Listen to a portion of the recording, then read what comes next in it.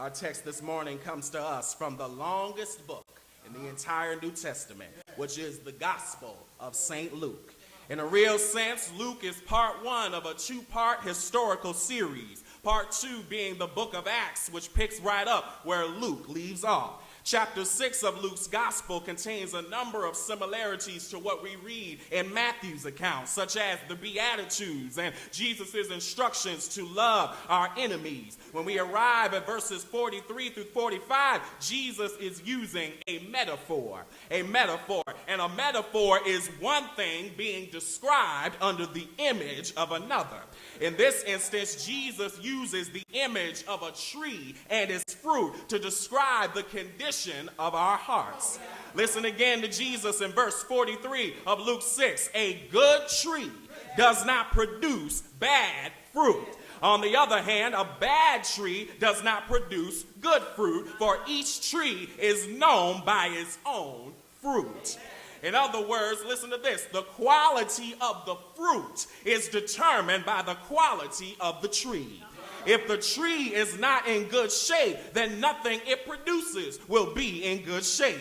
In a likewise manner, Jesus then turns our attention to the condition of our hearts. And he says in verse 45, a good man, a good woman produces good out of the storeroom of their hearts, whereas an evil person produces evil out of the evil storeroom of their hearts.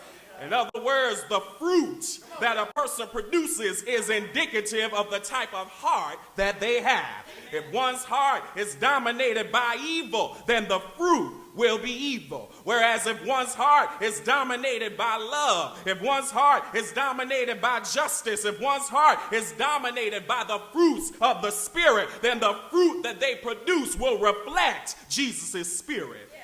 In short, y'all, one of the best ways to discover the condition of a person's heart is to pay attention to the fruit that they produce. That's what Jesus meant in Matthew 7:16 when he says, you will know them by their fruits. Just one verse prior, Jesus warned us to be aware of false prophets who come to you in sheep's clothing, but inwardly they are ravenous wolves. This warning supports the age-old saying that says looks can be deceiving. Or as the proverb says, never judge a book by its cover. Why? Because it's what's on the inside of the book that makes the book what it is. And what's on the inside of you and I makes us who we are.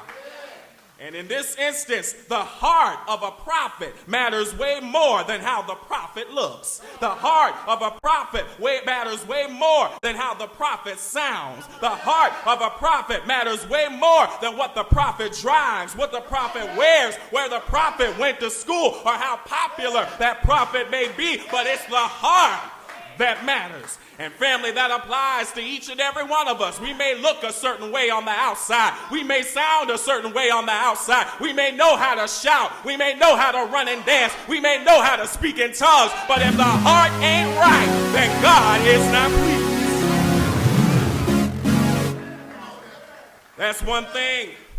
That's one thing I learned from my pastor, the late and great Reverend Dr. R.L. White Jr. He taught me the difference between the heart of preaching versus the art of preaching. Y'all need to learn the difference here. The heart of preaching versus the art of preaching. The art of preaching deals solely with how we frame the sermon, how we develop the sermon, how we deliver the sermon, whether or not we hoop, whether or not we dance, what gestures we use, what illustrations we use. That's the art of preaching. But the heart of preaching deals with how we live the sermon, how we treat people, how we model Christ-like character in addition to preaching about Christ-like character. And family, there are all kinds of preachers around here. They got the art of preaching down to a T, but they fail miserably at the heart of preaching. You can preach all day, but if you don't know how to treat me, sit your butt down and move out the way for somebody that can actually live it. Because I hear people say it all the time. He's the finest preacher I've ever heard. And I say, you must not know him. You hear what he says up in the pulpit, but you don't know how he treats folks. You don't know how he treats his family. You don't know how he acts when he ain't around church folks. Who you are in private says way more about us than who we are in the pulpit. That's what the late Edgar Guest meant when he said, I'd rather see a sermon than hear a sermon any day. In other words, as powerful as the verbal communication of the gospel is, the ways in which we live it out are ultimately more powerful. And we cannot do this unless our hearts are in the right condition.